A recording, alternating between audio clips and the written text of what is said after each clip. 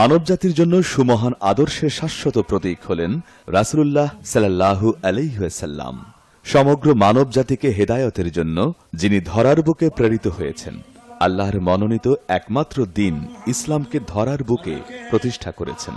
প্রিয় রাসূল সাল্লাল্লাহু আলাইহি ওয়াসাল্লামের পর আর কোন নবী রাসূল পৃথিবীতে আগমন করবেন না। মানুষকে হেদায়েতের জন্য যুগে যুগে নবীর ওয়ারিস হিসেবে আউলিয়ায়ে কেরামগণ পৃথিবীতে এই মহান দায়িত্ব পালন করবেন।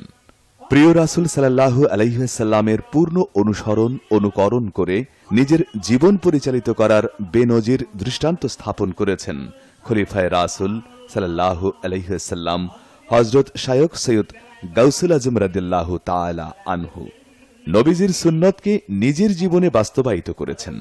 সিনা ব সিনা তাওয়াজ্জুহ ও ফয়েজে কুরআনের নূর প্রদানের মাধ্যমে মানুষের অন্ধকার কল্পকে আলোকিত করে হেদায়াতের পথে পরিচালিত করেছেন। পাপাচারে নিমজ্জিত যুব সমাজকে নবীজির আদর্শে জীবন গঠন করার প্রেরণা দিয়েছেন। হুব্বে মুস্তফার শিক্ষা দিয়েছেন। নফসানিয়তকে অবদমিত করে ইনসানিয়ত প্রতিষ্ঠার পূর্ণাঙ্গ শিক্ষা রয়েছে কাকদিয়া আলিয়া গাউসুল আজম দরবার শরীফে।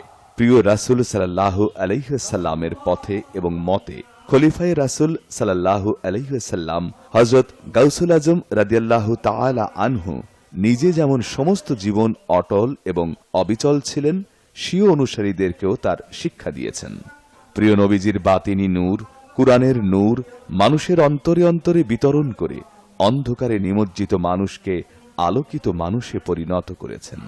এভাবে পথহারা মানুষদের হেদায়াতের পথে পরিচালিত করে শান্তি প্রতিষ্ঠায় কিংবদন্তির ভূমিকা পালন করেছেন। ফলশ্রুতিতে শত বাধা বিপত্তি আসলেও খলিফায়ে রাসূল হযরত গাউসুল আজম রাদিয়াল্লাহু তাআলা আনহু এর ইখলাসের সাদকায় এই তরিকত স্বীয় মহিমায় সর্বদা অম্লান। মাশাআল্লাহ। গতকাল ৪ অক্টোবর শুক্রবার বাদে আসর হতে চট্টগ্রাম রাউজান জলিলনগর বাস স্ট্যান্ডে মুনেরিয়া যুব তবলিগ কমিটি বাংলাদেশ উত্তর রাউজান ১ নং শাখার উদ্যোগে পবিত্র জশ্নে জুলুসে ঈদে মিলাদুন্নবী সাল্লাল্লাহু আলাইহি ওয়াসাল্লাম উদযাপন ও খলিলুল্লাহ আওলাদে মুস্তাফা খলিফায়ে রাসূল সাল্লাল্লাহু আলাইহি ওয়াসাল্লাম হযরত শায়খ সৈয়দ গাউসুল আজম রাদিয়াল্লাহু তাআলা আনহুর স্মরণে আয়োজিত ইশাআত মাহফিলে ধর্মপ্রাণ মুসলিম মিল্লাতের উদ্দেশ্যে প্রধান অতিথির বক্তব্যে কাগুদিয়া আলিয়া গাউসুল আজম দরবার শরীফের মাননীয় মোর্শেদ আওলাদে রাসূল সাল্লাল্লাহু আলাইহি ওয়াসাল্লাম হযরতুল হজ আল্লামা অধ্যক্ষ শায়খ সৈয়দ মাননীয় মোর্শেদে আজম মাদ্দাজিল্লাহুল আলী সাহেব এসব কথা বলেন।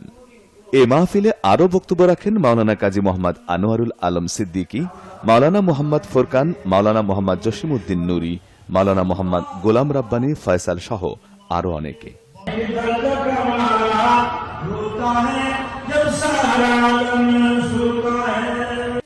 উল্লেখ্য, এ সময় দেশের বিশিষ্ট ব্যক্তিবর্গ সহ বন্দরনগরী চট্টগ্রামের বিভিন্ন জেলা উপজেলা থেকে আগত ধর্মপ্রাণ মুসলমানদের উপস্থিতিতে মাহফিল প্রাঙ্গণ সহ আশপাশের এলাকা ছিল কানায় কানায় পূর্ণ।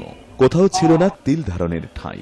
মিলাদ কিয়াম শেষে দেশের উন্নতি ও অগ্রগতি এবং দরবারের প্রতিষ্ঠাতা খলিফায়ে রাসূল সাল্লাল্লাহু আলাইহি ওয়াসাল্লাম হযরত শায়খ সৈয়দ গাউসুল আজম রাদিয়াল্লাহু তাআলা আনহুর ফুউজাত কামনা করে বিশেষ মোনাজাত করা হয়।